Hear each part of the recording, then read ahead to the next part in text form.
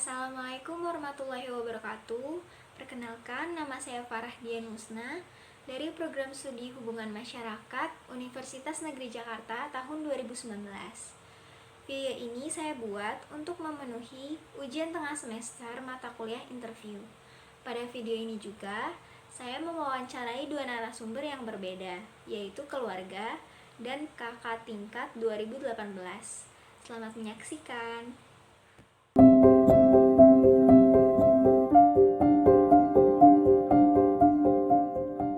Selamat siang Kak Alif. Siang. Jadi Farah ada tugas nih dari dosen Farah, mata kuliah interview buat wawancarain keluarga tentang pandemi ini. Langsung aja kali ya wawancaranya. Kan sekarang lagi pandemi nih Kak. Kegiatan-kegiatan apa aja yang Kakak lakuin selama di rumah aja?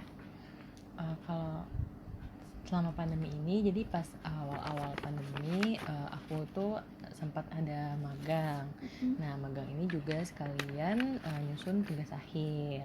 Habis itu setelah nyusun tugas akhir, bulan lalu ada sidang tugas akhir, dan akhir-akhir ini lagi istirahat sambil cari-cari kerja aja sih, gitu.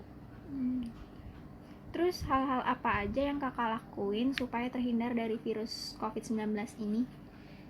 Kalau hal-hal yang aku lakuin, jadi pas pertama banget baru ada muncul pandemi, itu fakultas sama tempat magang juga udah nyaranin untuk work from home. Jadi pengambilan data untuk tugas akhir sama kelanjutan magang juga dilakuin di rumah. Nah, hal ini juga bikin kegiatan aku lebih banyak di rumah aja dan mengurangi intensitas bepergian keluar rumah. Dan kalaupun dibutuhin buat keluar rumah, biasanya aku selalu menggunakan masker sama bawa hand sanitizer sih, kayak gitu. Terus Kak, gimana cara Kakak hidup sehat di tengah wabah virus COVID ini? Untuk menjaga supaya tetap hidup sehat itu aku biasanya minimal seminggu sekali rutin buat jalan-jalan pagi kurang lebih 1 jam, sekalian juga belanja ke pasar. Nah, habis itu minimal sebulan sekali juga ngelakuin home workout gitu dari video YouTube. Selain itu aku minum suplemen tambahan buat menjaga tubuh tetap fit, kayak minum madu sama minum vitamin C. Ya, lanjut nih Kak. Selama di rumah aja nih Kak, menurut Kakak, Kakak tuh lebih hemat atau malah justru lebih boros? Kalau aku sendiri sih jadi lebih hemat ya, soalnya biaya transportasi buat ke tempat magang juga udah nggak ada. Habis itu kayak biaya-biaya tambahan jajan-jajan di luar kayak pakai GoFood dan beberapa hal lainnya itu juga udah berkurang sih, karena beli makanan itu udah nggak perlu lagi kan, karena makanan udah ada di rumah, kayak gitu sih. Jadi uang jajan yang dikasih orang tua sama dapat dari magang itu lebih banyak ditabung sama diinvestasiin gitu. Terus Kak, kan kalau di rumah aja nih, pasti ada dong rasa-rasa kayak bosen, jenuh. Terus gimana tuh cara Kakak ngatasin itu? Bosan dan jenuh pasti ada ya. Apalagi kan biasanya kalau kuliah ke kampus selalu interaksi langsung sama teman-teman, ngumpul di sekre himpunan. Tapi tiba-tiba karena ada pandemi ini jadi harus di rumah terus aja kan. Nah, cuman hal ini bikin aku sama teman-teman jadi lebih kreatif buat ngejaga interaksi kita tetap seru. Kayak main game yang lagi booming kan selama pandemi, kayak main Gartic, kayak gambar-gambar itu, terus juga main Among Us sama main PUBG gitu sih. Sama kalau terkait himpunan sih bikin himpunan virtual ya, kayak bikin Discord himpunan gitu. Nah, yang terakhir nih Kak, keluh kesah apa aja yang Kakak rasain selama pandemi ini? Selama pandemi ini karena kegiatan aku berpusat di nyusun tugas akhir, yang pertama itu kesulitan terkait pengambilan data ya, karena harus dari rumah ngehubungin terus pihak perusahaan yang kadang juga responnya kurang cepat, jadi nyebabin penyusunan tugas akhir aku juga jadi lebih lama. Terus juga sama sulitnya ngatur jadwal bimbingan sama dosen pembimbing, karena pembimbingan harus dilaksanain lewat Zoom meeting. Terus juga kesulitan buat memahami maksud dosen pas bimbingan. Terus sidang juga dilaksanain secara online kan.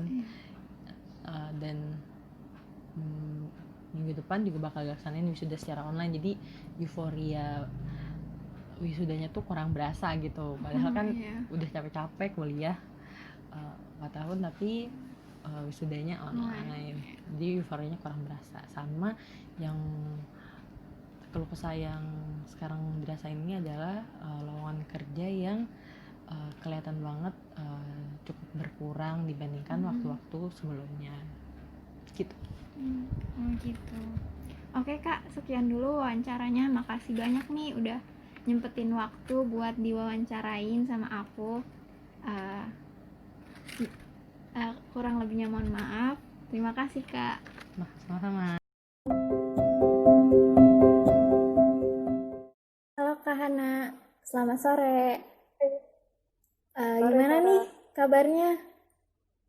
Alhamdulillah baik. Kamu gimana? Alhamdulillah baik juga. Jadi saya dapat tugas dari mata kuliah interview nih Kak buat wawancarai kakak tingkat 2018 tentang pembelajaran jarak jauh. Langsung kita mulai aja ya Kak. Jadi gini Kak, gimana sih tanggapan Kakak mengenai proses PJJ di masa pandemi ini?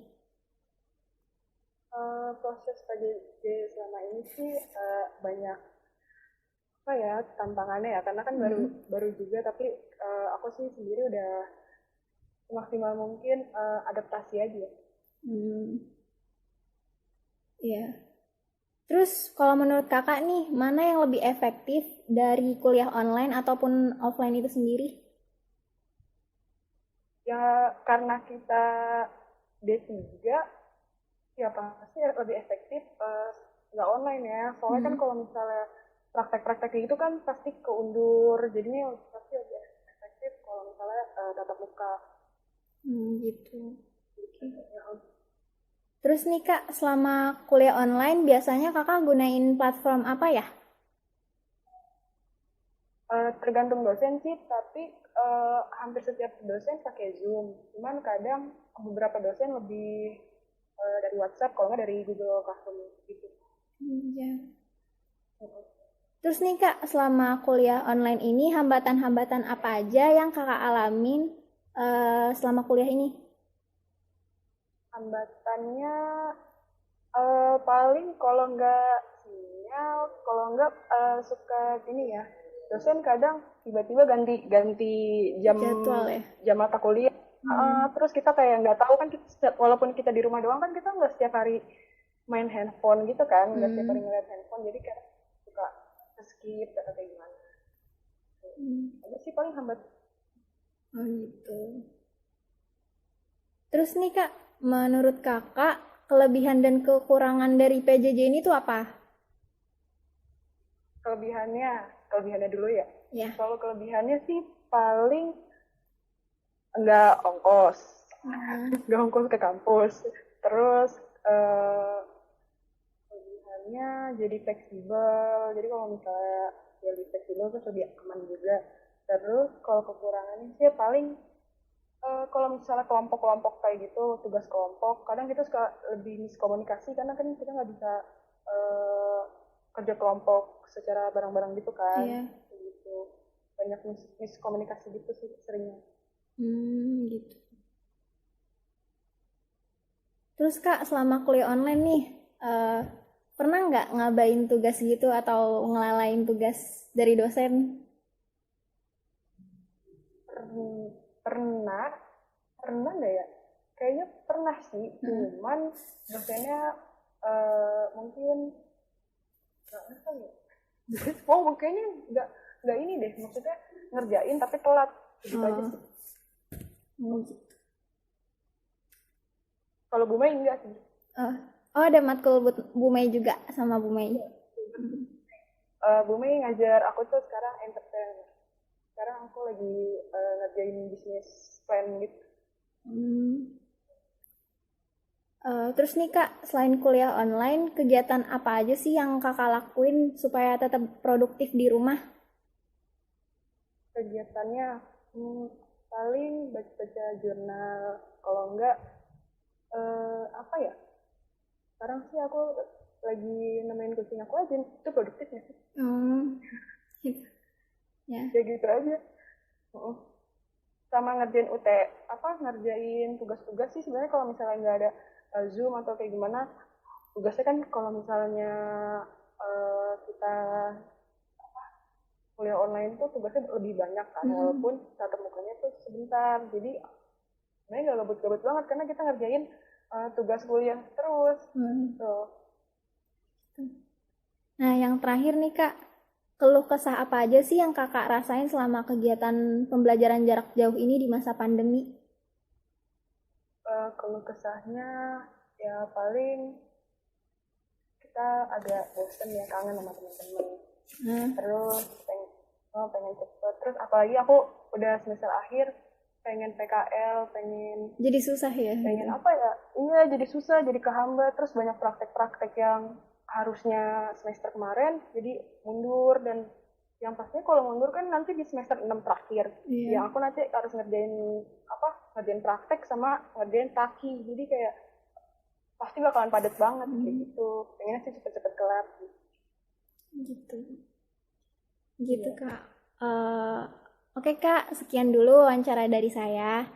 Makasih banyak atas waktunya sama ketersediaan Kakak buat diwawancarain sama saya. Selamat sore Kak. Sore, makasih Sarah. Iya.